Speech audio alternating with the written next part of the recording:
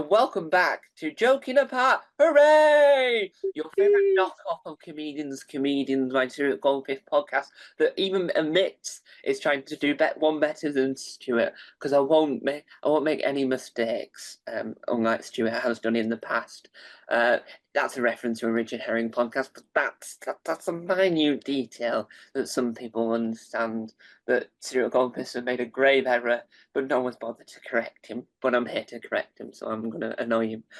And so we're here doing another wonderful interview. You can see more interviews across all my other channels. And for the audio version of this podcast, there has been a slight error. I uploaded the episodes in the wrong order, as in I missed. The YouTube version is in correct order, but the audio version, the whole guess is missing because it goes like two. It goes 1, 3 instead of 1, 2. So I missed the second one out. She hasn't noticed, so it's all right. I haven't upset anyone yet. Well, she'll probably know now if she listens to this. So I do apologise in advance. So anyway, we're here with a wonderful guest. She is best known for one of the most interesting short films you'll ever see in your entire life. Lady Bigfoot. It's the one and only Anna Thomas. Hello again. So we'll start at the very beginning because Julie Andrews keeps us saying it's a very good place to start, even though she sings it out of key now. How did you get into the wonderful world of comedy? I don't know. I started. I did a. I was listening to loads of like podcasts about comedy, and then on a whim, so it was, had to like drop out of uni for a bit because I got glandular fever, and in that time, I've always loved comedy, but I was listening to more comedy podcasts, like about how comedians got into comedy. And then someone said they did like comedy courses and stuff. So on a whim, I did one of them. And even then, I didn't think I was going to do comedy. I was just like, well, I'm waiting to go back to finish my degree. So I couldn't possibly do comedy. And then I did a stand-up course at Frog and Bucket and sort of fell in love with it. And sort of, I don't know, once you do that first gig, it's very, I don't know, Moorish. That's not the word. But yeah, once you start, once you pop, you can't stop. I Yeah. didn't think I was going to say that today. And when you found out about these comedy courses, that they're quite brand new. What was your experience at them? Because they are a new phenomenon in the sense of getting people into the world of comedy. I loved it because it was sort of it's. I don't know if I would have started comedy without starting with a group of other like novices and that. It was nice to have a group of people to go, oh, you're going to this open mic, you're going to that.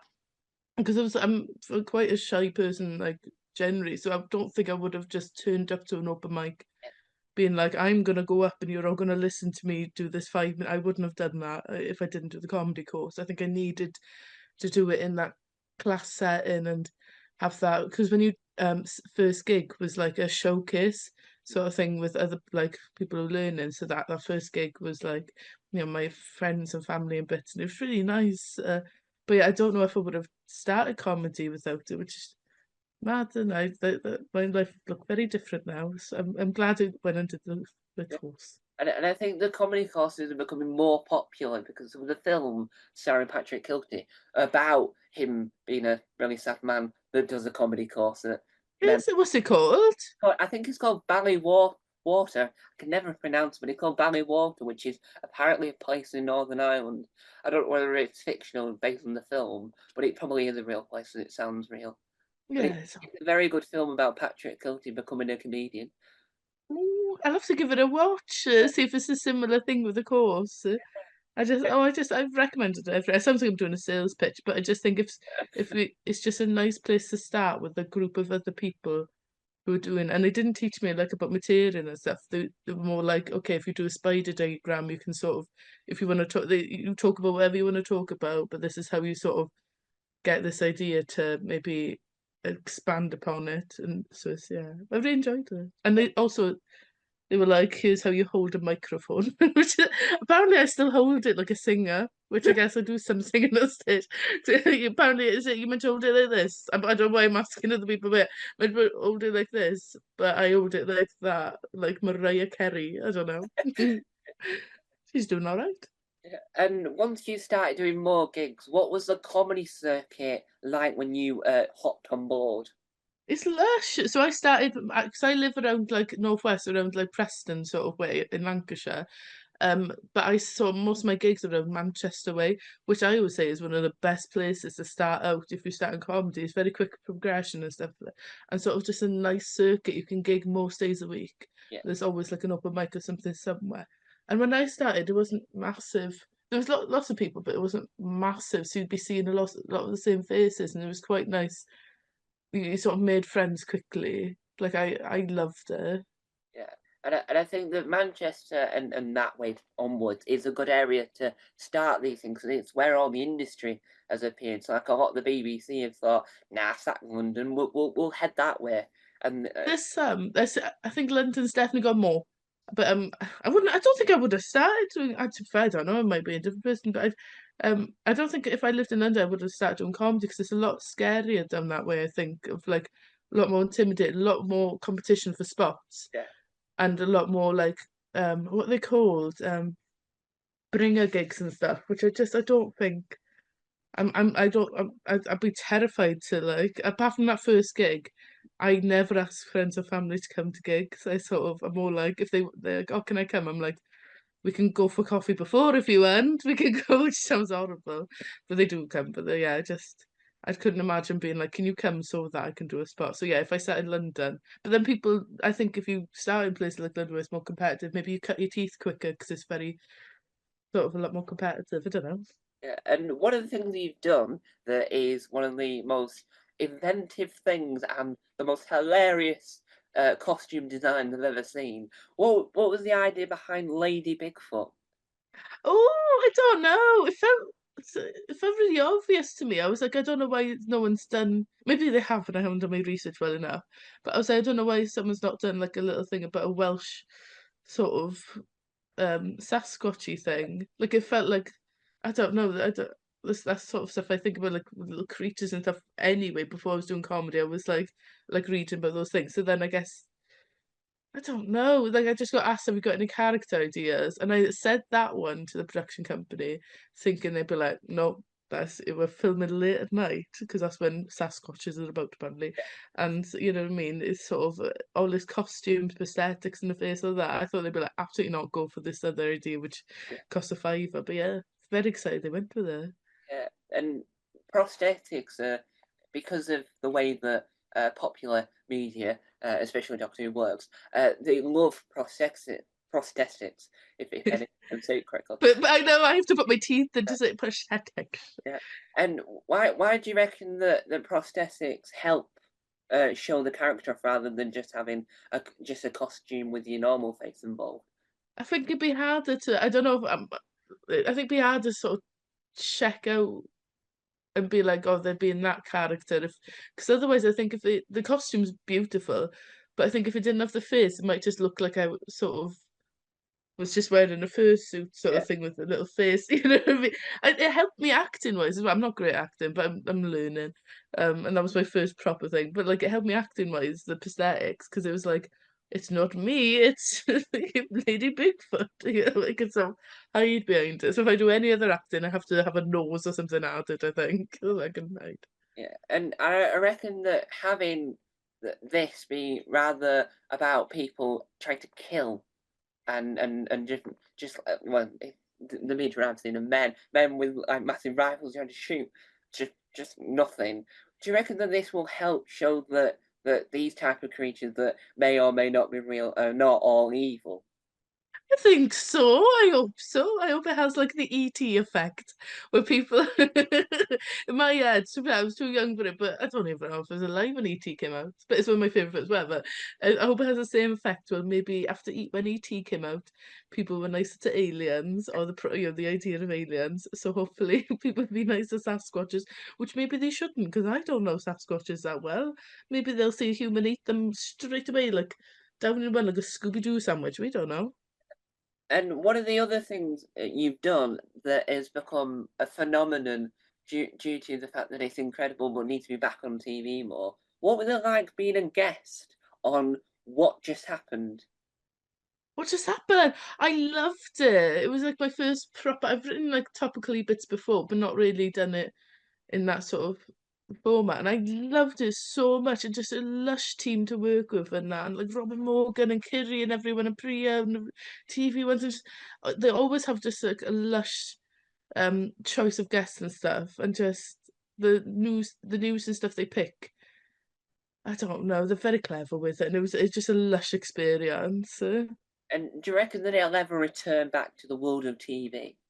I don't know, because I'm not involved in any of those bits, but I'd hope so. I think there's definitely room for it, and it's sort of, I don't know, it's just felt like a nice uplifting, um, sort of, what's it called? Approach to like topical comedy.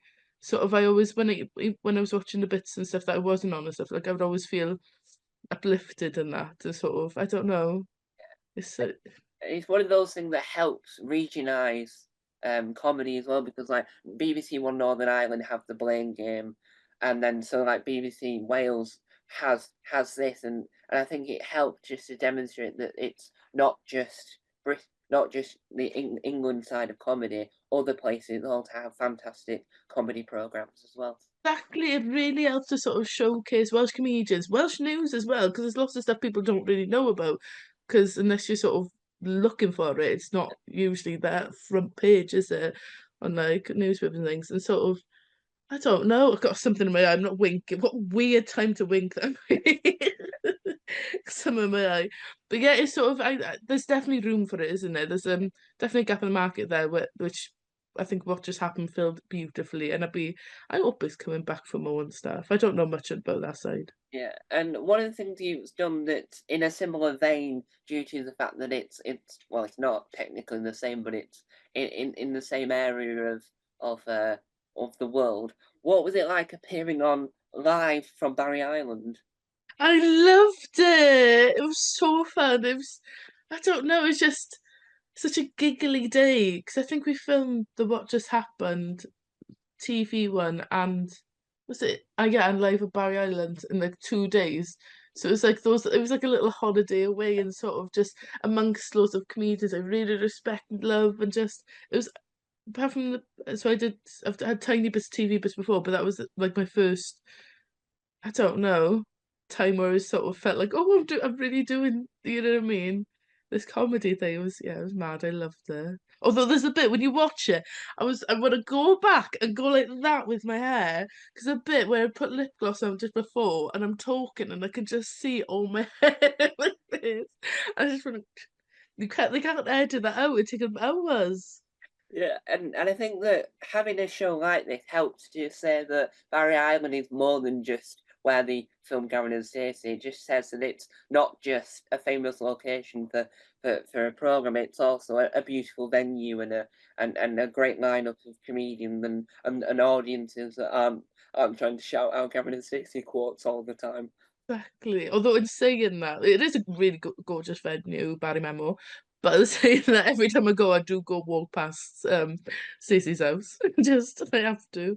I'm a big fan, I'm afraid. Yeah, and the place itself, Barry Island itself, looks beautiful. And there was a program which was about it's Alison Steadman and Larry Lamb. They were doing a tour from Billericay to Barry Island because they never do it in the program because they film it all in Barry Island, and they were complaining because their portrait isn't on the photo of the whole cast. They're not on it, so they complained to the owner, and they had to, and they just stood there and said, right, we want to be here. So they took a photo with it just to say, next time we come, we want to be on this. Because everybody else As is they on it, and should. just got them to. Stop it. They need to be on there. They're some of the main ones. Pam is one of the most quotable characters going. Yeah, I'm so excited. Literally, the day before we're filming this, I saw that they were filming the Christmas special for 2024. I'm so excited. yeah, and Well, it's going to be in the top 10 list of greatest programs on the BBC, along with Outnumbered, Doctor Who, and Wallace and Gromit. oh, though you've just named all my favorite shows. What a Christmas Day lineup that is! Um, Exactly. Comedy, drama, and a penguin that's evil. Is a gnome this time? Do your research. No. Actually, the penguin's probably going to turn up. I hope. He turns up in the back of all the films, doesn't he? Does he was in the new? He's on Netflix in the new Chicken Run Yeah. or whatever. Yeah, Chicken Run. He's in the Can Chicken Run. run Dawn of the Nugget. Yeah. And one of the other things that you've done that is growing in more popularity on TV, because it used to be on radio beforehand, was what was it like winning the BBC New Comedy Award back in 2021? It was very surreal because I didn't think it was going to happen. I sort of every stage I was like, oh, that was lucky, and just really happy to be at that stage. So when they were like, oh, you're through to the sort of unfilmed bits and things, I was like, oh, that's dead. Like, oh, that's good enough for me. And then yeah, the semi-finals and then the fight. Every stage I was sort of like Yeah. just happy to be this. When they said I won, I sort of, I don't know, I sort of just out of it to the point where Celia AB went to go hug me and I didn't even see her. And it's one of the things I wish if I had a time machine, I'd go back and be like, turn your head that way and look at Celia because I was sort of like, thing, this when I'm sort of stressed or anything, I just blinkers, don't see anyone. But yeah, it was very, very surreal and I still, I don't know. I've got a lot to thank it for because I still don't believe it's happened. It's very, I don't know, And surreal. why do you reckon that the BBC New Comedy Awards are so important in this day and age for comedy? I think because they go all around the country, don't they? And all around Britain and that, and sort of. So it's like what I was saying earlier, comedy can be in the industry, it can be quite London centric. A lot of the meetings and stuff I do get asked, when are you next out London? I don't know, which is lovely, but it is sort of like that's going to be, you know what I mean? It's a couple of £100 on a train, it's hard. So when you've got things like the BBC Comedy Award, where they go all around the country to do the showcases before the TV bits, they really do search the best new comedian rather than they could just be lazy with it and go, right, who's in a mile radius of us, pop them on TV, isn't it? Which, again, there's probably some very good comics in a mile radius of them. But I do like that they do snuffle people out and that and really do their research now. And it also showcases that comedy isn't just one form, it's also like a vast variety. So it's like you could walk out with a hunchback and that would work, and it has worked in the past.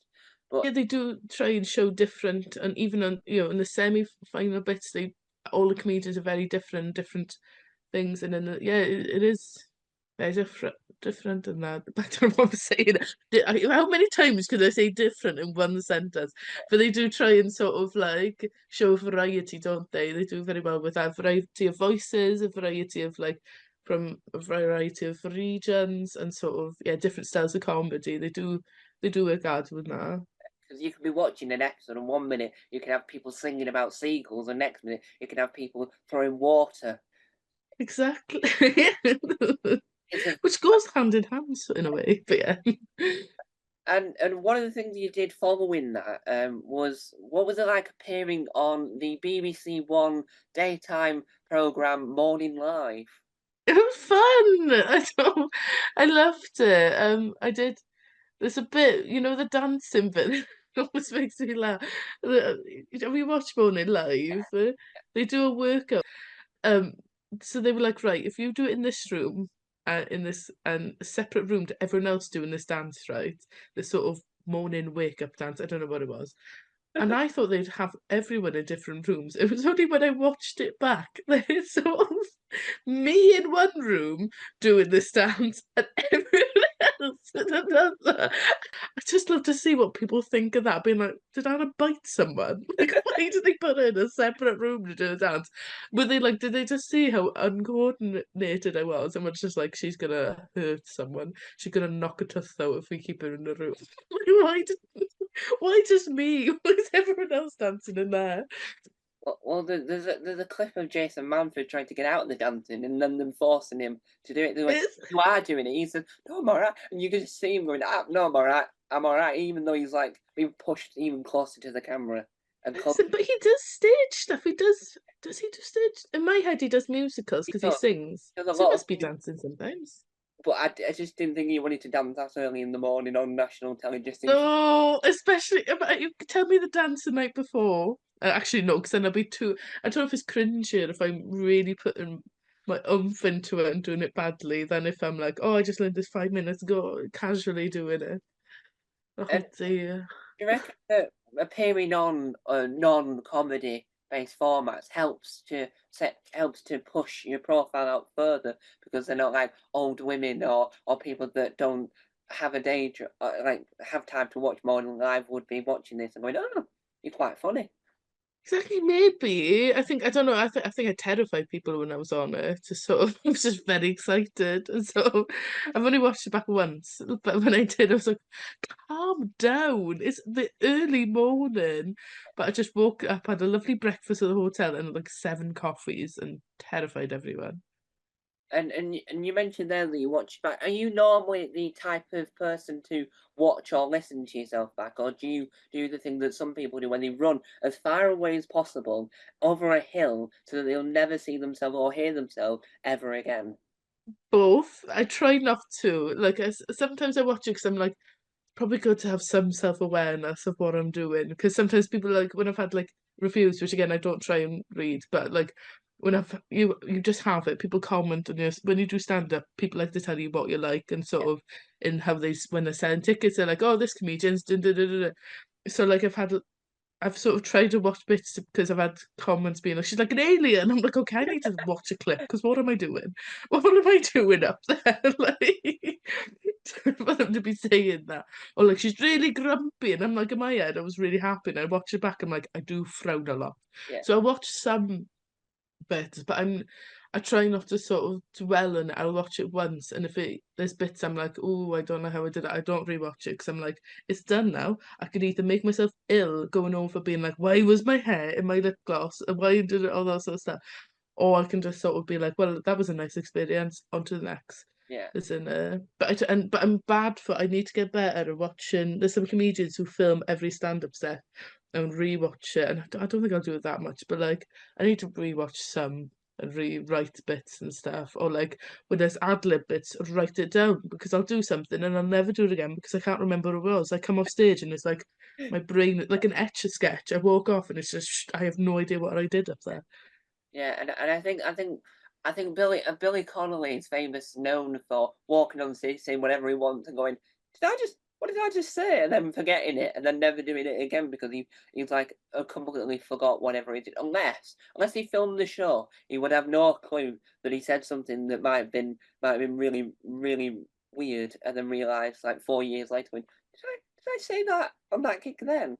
Those And are my favourite comedians though, like him and Ross Noble, where they just go up and they'll have like a seed in the head, isn't it? It's not just popped out of nowhere, but they'll walk around the town, have a seed in the head and be like, and then go up and sort of see how far they can take it. And yeah, I wish I could do that more. You have to really trust yourself. Look, where's my hand doing that in the light? Sorry. You have to really trust your sort of ability to be dead confident and stuff. But those are my favourite comedians to watch. yeah.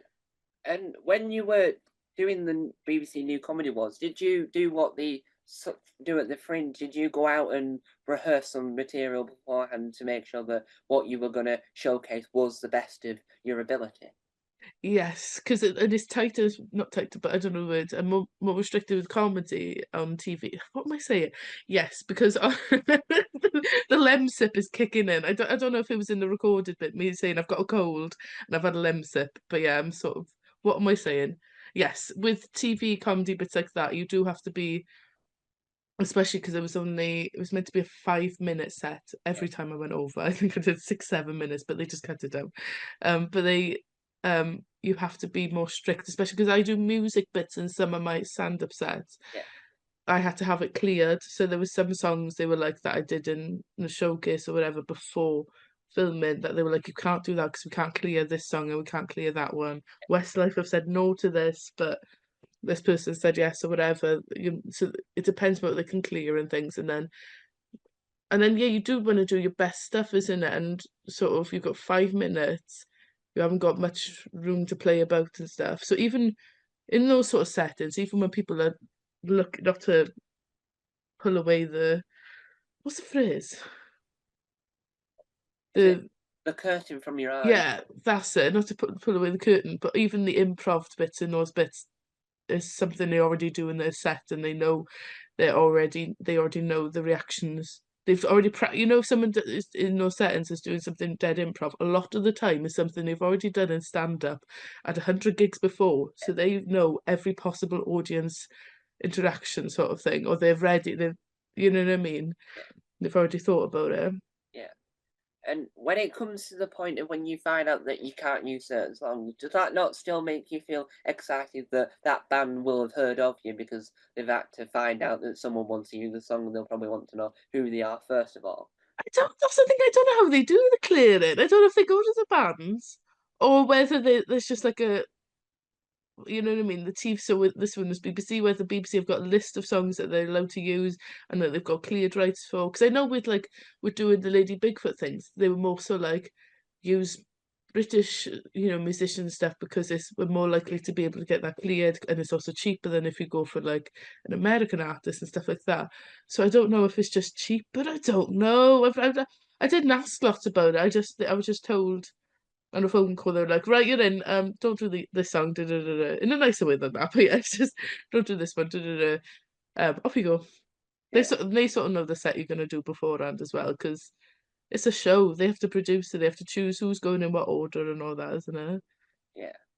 And one of the other things that you've done in your career that that some people might think is, ooh, that's slightly odd, and some people would What's this?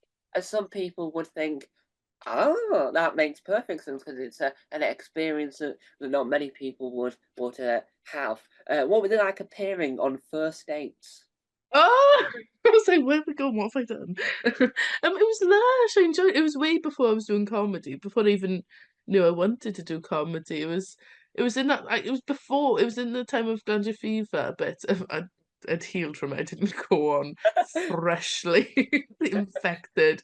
You have a 2 week period where you're infectious, and then after that, you're just tired for ages. But I was in the tired period, waiting to go back to uni, and it was before I started doing comedy couple of years, I think, before maybe 3, I don't know.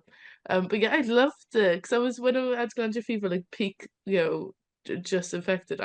All I was doing was watching TV, and it was like Black Books and First Dates. And Towie. I was just binging all of them. And First Dates, it looked so cozy, and I'd just gone through a breakup, and I just wanted that coziness and stuff. So I like on a whim, because around that time a lot of my life, a lot of my plans had gone down the drain. So obviously, big breakup, um, and had to drop out because of glandular fever, and watched all because it was in the final term of final year. I'd watched all my friends graduate and stuff, and it was a weird time. All my plans of like, okay, I was going to do this graduate job and or I was going to do a PhD. So it's like that decision was taken away from me because I got ill. But yeah, so it was a weird time, and I was just around that time I was just doing a lot of like, well, my life's up in the air, so I'm gonna do some weird stuff. And one of those things was applying to first dates, which worked out lovely because I mean, they could have really fleeced me, and the editing could have gone from, oh, isn't it sweet? She's dropping a lot of food down me to her to being like, what is she doing? She keeps dropping food. Do you know what I mean? A change in the soundtrack in the background could have made it like a horror film. I was dropping a lot of stuff Yeah, down me. yeah. Really And kind edit. And do you reckon that appearing on it as a con because it's filmed differently to most things, do you reckon that helped you to learn more about the filming process so that when you later got in your career, you've got a better idea of how a TV show of that style should be filmed? A little bit. It's very different to my comedy experiences, but I guess it made me aware of how many people are on a filming set, whatever, TV set thing. So it made me aware of like it's not just, like you see in films, sometimes it's like a director, the person holding a camera. I guess it might be in indie films, but even then they probably do have a few more people. But it's not just like 3 people on a set. Um, it also made me aware of reality TV, but it's not like in the sense of like I can see how people really relax because it had like it's not when you're having the food. Again, I'm opening the curtain. That's not the phrase. What am I doing? What's the phrase? Removing the curtain. It's I look behind the curtain. behind the curtain. I am a curtain. I don't know. It's sort of right, yeah, with first dates. I can see how people really relax Yeah, into it and say stuff they might regret because you're not there with like a cameraman sat next to you, whatever. It's yeah, lots of like when I did it, it was lots of cameras dotted about, yeah, but like little webcam ones, but you sort of forget they're there. And there's so many other people having food that you don't assume they're gonna be filming you at that point. So you're not acting up for the cameras, you sort of just first few seconds you're like, you know, oh my god, I'm on TV and oh Fred's there, but you sort of mellow into it and just have a nice chat. And also when you go into it, they don't tell you whether you're going to be on the TV or not. So there was some you start off with these like I don't know if I'm allowed to say yeah I will be, where you start off all the girls. Well, when I did it, it was all the girls in one place and all the men in another. Or you know what I mean, the girls and they might yeah. Um, and so they tell you you might not end up on the TV, you know, just treat it as a nice meal, and if you do, fine. But if not, and it didn't do for the TV, it just looked really nice. It looked like they set people up nicely. Yeah, and it still is being made, but it was originally made in the time where TV was a lot more let's say a lot more of that style of TV was a lot rawer because at that time they were also doing like Educate in Yorkshire and all those type of Yeah. CBBC were doing the original version of what Education in Yorkshire became, and I think those type of things just work well. And do you reckon that First Dates have become popular and become more successful because of how real and because it doesn't feel as staged as like Love Island could be? I think so. That's what appealed to me. Like I watched Love Island as well, but for very different reasons. Where it just sort of Love Island makes me I don't know get up and go because I see all these beautiful people. I'm like eating like my 20th pack of Munch Munch, which is fine. You're allowed to do that, but it does make me go like maybe I should get up and tidy the house or do something. I don't know. But with First Dates, when I did watch it, I still watch it now. But like when I watched it originally before I applied, it did just look like they cared about the people, which I think they do, and sort of you never hear horror stories and stuff about it afterwards. It does seem like they look after the welfare and that.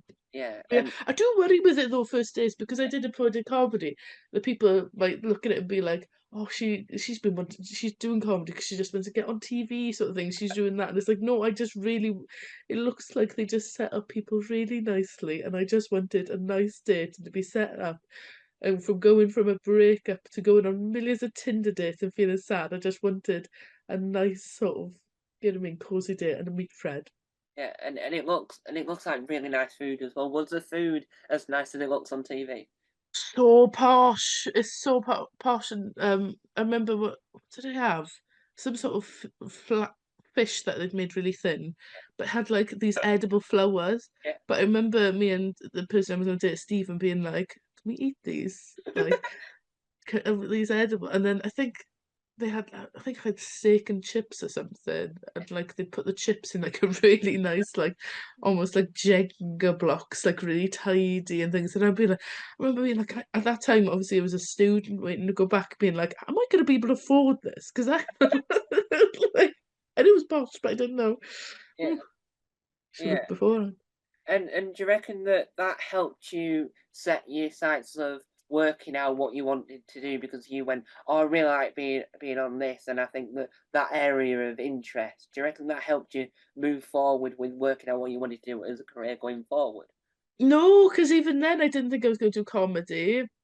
I just thought that was like my 15 minutes on TV sort of thing, and being like, okay, that's done. Like I never thought the comedy thing was a lot later, and it was again when I did the stand-up course, I thought it'd maybe make me more confident at public speaking because I was very, very shy, and sort of thinking, well, if I want to do I studied English and linguistics. I was like, if I want to do a PhD in that, there's elements where you have to teach beforehand and things. And if I can't, I won't be able to teach if I'm like this and getting like choked up in front of groups. So I was like, part of me was like, so yeah, well, after the first dates, I still didn't think I was going to do stand up. It was only when I was listening, when I was living in Preston, waiting to go back in uni and working lots of jobs and listening to comedian and Richard Herring's, sorry, the snot is coming back in and I'm getting more nasally, I can hear it. But Richard Herring's podcast and that, where I was like hearing comedians and being like, oh, well, they didn't just plop out with a microphone in hand, they sort of made a conscious decision. So it did, but yeah, even I'm wombling, but I don't think I knew I wanted to do stand up until I started doing stand up, which Yeah, sounds mad, but I must have had an inkling to yeah, like start do the stand-up course. But even then, I wouldn't say I was the funniest in my friendship group and stuff. We laugh loads, but I wouldn't say I was the fun. You know what I mean? yeah, We're all equally funny. I never, you know, like some stand-ups, they say, "Oh yeah, I was the funniest one in work. I was making my friends laugh." yeah. I don't think that's ever been like that with me. And it's only when I started doing stand-up that I actually thought, oh wait, this is something I want to carry on doing and not just do this course and go back to uni and carry on doing what else I was doing. Yeah, and I think that having all these resources in the day and age of the birth of the podcast, I think that sort of helps because it shows that you can have a comedian that like Richard Herring has all this experience and longevity because of how old he is, and it helps to have like when he has like other comedians on because it doesn't say that oh you have to be this one type of person. You could be anyone. You can pretend you Norwegian when you're actually just from Luton, and you can do all these such of things. And I think that's a good stepping point because you can listen to oh this is how they do that and this is what their thought process is at that time. And you reckon that that's a good step forward for anyone that wants to get into the world of comedy. Definitely, it sort of like shows you that you don't have to follow this one sort of like because I don't know what I thought how people got into comedy before, like maybe acting school. I don't know. I don't know. Before this podcast, I don't know what I thought. How yeah, but it was nice listening to the podcast because it is exactly like you said. Lots of people from lots of different walks of life started in different ways, whether they've, had a bad time and they've gone, oh, I'm just gonna do it, or whether they've been from, a child, been planning out things and writing jokes. It's nice to see that there's no one path to do it, because it'd be very blooming boring if it was. Everyone be doing the same thing. It's the same with music. It's nice to see people from different sort of walks of life and stuff, innit? Yeah, because without having different styles of comedy, you wouldn't have Olaf Falafel, which isn't his real name, and then the name he gives people isn't his real name either. But apparently, he's forgotten his actual name, because he's told people his fake name too many times, and that's now become fact. Even Stuart Goldsmith thought it was his real name. I Which thought it was his real name. Olaf Falafel isn't his real, and I think he then calls himself Dave Chips, but he's Dave Chips. I and love that. and everyone said that's a fact. Stuart Goldsmith even said that was his actual name, but he's found out on Richard Herring that Richard Herring didn't even want to know his real name, so no one knows his real name. I No, don't I even don't take away the magic. I don't even think he knows his real name, because he's lived a lie. But you wouldn't get that.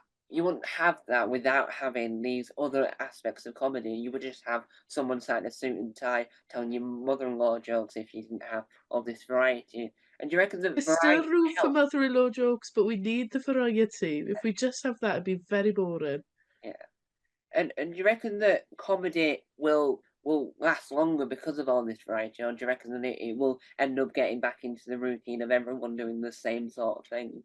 I think it ebbs and flows and the sort of thing. So there are trends, like as always, a comedian comes out, a lot, everyone tries to, or a lot of the newer comedians try and emulate that person. So it was just before, but before I started, but I heard lots of like once James Acaster came out, there was lots of people doing James Acaster.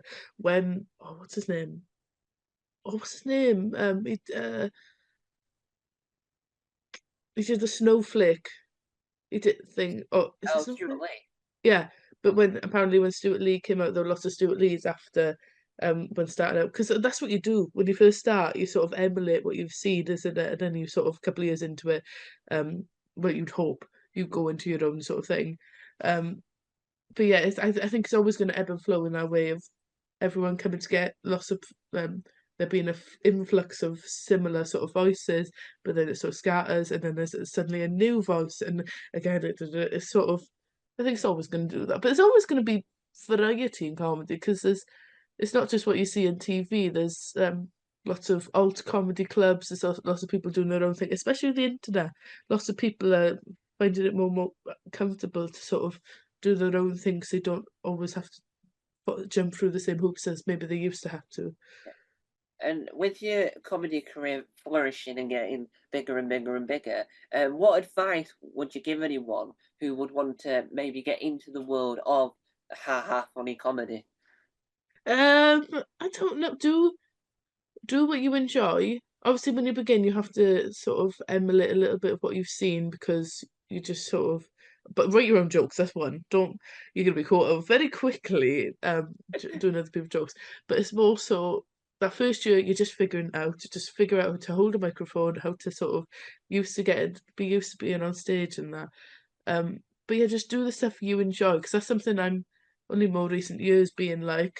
even though I really enjoy doing the surreal bits, for ages I didn't give myself permission to do it because I was like, I'd be doing a lot of club sets where sometimes it's riskier to try out those bits. So then I would just do my normal clubby bits. Yeah. And it's only more recently being like, well, that's not the sort of stuff I always want to do, and it's not the stuff that makes me laugh as much as the weirder bits when I'm sort of, I don't know, emulating comedians that I enjoy watching. You know what I mean? So I just, yeah, do what you want to do. Um, join the forums, find your friends, and sort of, yeah, just don't feel pressure to do what you think other people want you to do. Yeah. And just don't feel pressure in that first year to have a voice either. Just it will come out naturally because it will force its way out. Because if, like me, I was trying to do what's her name? I really love her stuff, Sarah Pascoe, but she's a lot more sort of tidier and stuff on stage, isn't it? And I would try and emulate that style and be like cool and suave, and then come on stage and kept knocking stuff over and being like, why is this not working? And it's like, so I think your true voice is going to force its way out, whether you like it or not, and you just have to embrace it, isn't it? But yeah, gig as much. Oh, and another tip. Sorry, I'll shut up in a minute. I'm just waffling. But another tip, because I see a lot of new comics doing this. Don't burn yourself out. Don't gig as much as you can, but not to the point where you're making yourself ill. Have a social life outside of comedy. Have a life, because otherwise you ain't going to have anything to write about. If you're gigging 7 times a week, not making any friends, turning up to the gig and then go to the, you're not going to be happy. Just do it as much as you can without putting yourself in debt and without burning yourself out. Sleep, eat, see your family, see your friends, have a life.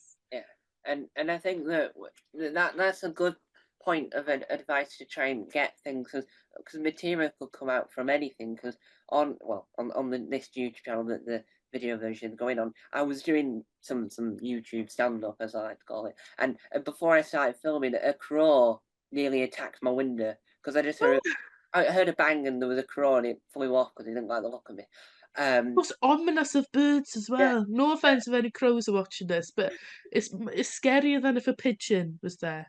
Yeah, but that type of experience helps when you then come to then performing. So I think having experiences or just standing in one place and things just come towards you and attack you, and that just adds to the comedy. I think so. I think that's one of the key particulars that I think works for comedy. Just let life happen rather than just doing the stand up all the time, letting life just appear.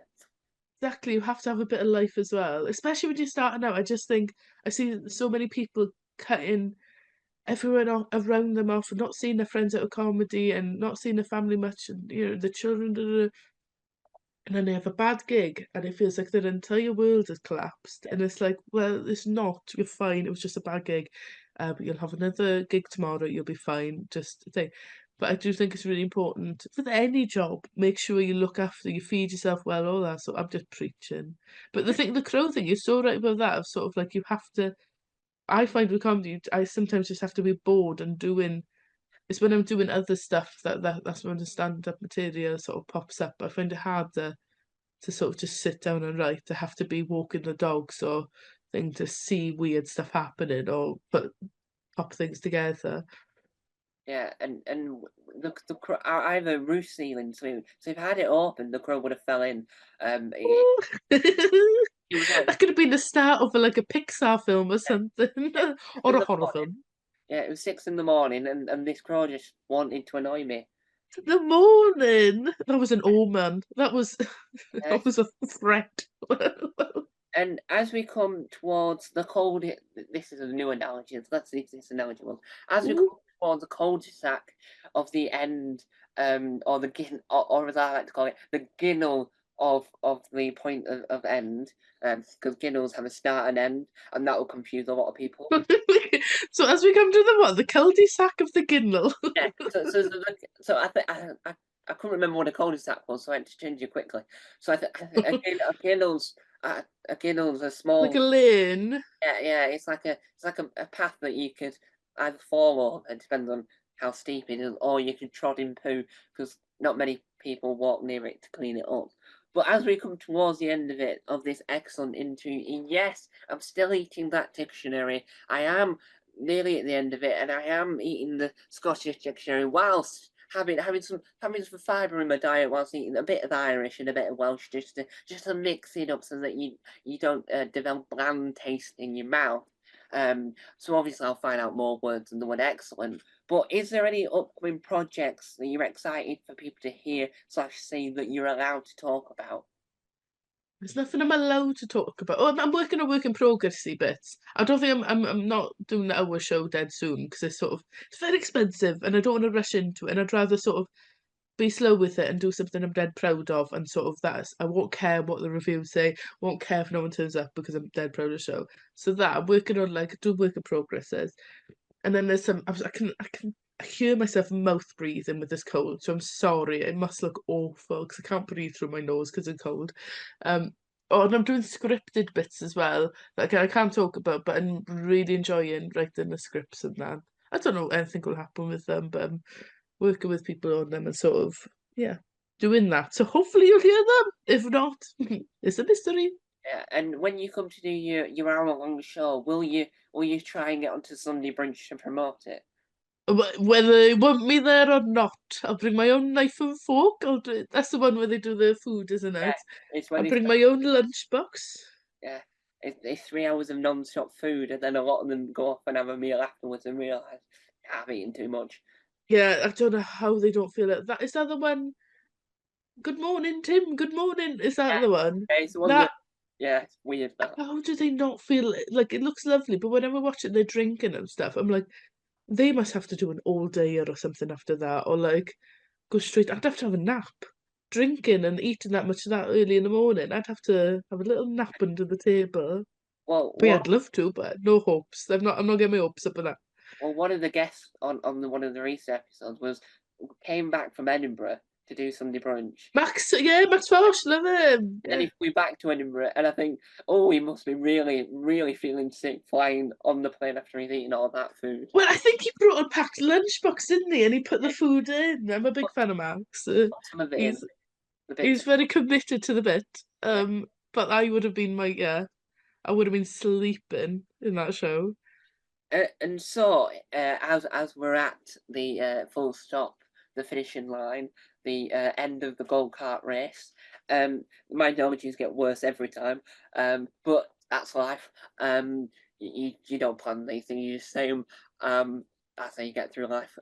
Unless you upset people, you don't get any further. But where can people find you without giving away your home address online? Where can people find you? Let me check what my thing. I should know this. I think my Instagram is sorry. My Instagram is at Anna Tommy ANNATHOMMY. And then I think TikTok's Anna Thomas TikTok or something. Just look up Anna Thomas. I'll come. It'll be me and an Australian fashion brand. There's not lots of us. And then what else is there? X and Threads. I think it's the same Anna Thomas. Or is it Anna Rose Thomas on X or can I call it Twitter? It's just nicer to I say. call it Twitter. Twitter. Anna Rose Thomas. Bring back the bird. Not that horrible X logo. Bring back the friendly little blue bird. Yeah. And also if you do Google Anna Thomas, don't get sidetracked by an artist on a website that creates art. It's not the same person at Is all. there an artist as well? The website's called anathomasart.co.uk. No, and I want to do that stuff. Sort it out. We need to put all of us Anna Thomases into a ring. So I know there's an Australian fashion month. So people send me photos when they go to Australia, and I'm like, "Look at you!" I was like, "I know, I can never gig there." It'd be, I always think if I gigged in Australia with that, because it's like a women's clothes shop. If I Yeah. gig there, it'd be like someone like called Dorothy Perkins coming up and trying to gig around here. Do you get me? It's sort of like Yeah. I'd have to address it and be like, "It's not me." Or if they do the award ceremonies for the staff, you could compare the Yeah, one. sponsored by Anna Thomas, and I think they're gonna get loads of like nice clothes, and it'd be like secondhand chewing gum Yeah. and like a signed headshot. And so there we have it. A wonderful, excellent, and marvelous interview. The words don't change, even if you are eating. You need to eat. I need to eat more of a thesaurus. a lot more a better value for the taste. They work really well with their gravy. I wouldn't actually know. I don't actually eat these things. It's part of the bit. Two. Oh, I've had 3 thesauruses this morning. Because I think Raymond Mearns said to me that Kevin Bridges made a joke about eating the dictionary to like absorb more words. Is it? I think it just ran with that ever since. I love More it. letters and not improving my language at all. It's like a seesaw. You eat the letter H. You don't learn any H words. Oh, well, I'm gonna keep doing it. And the more you eat, a dictionary a day keeps the doctor away, as they always say. Well, Because they're terrified of you.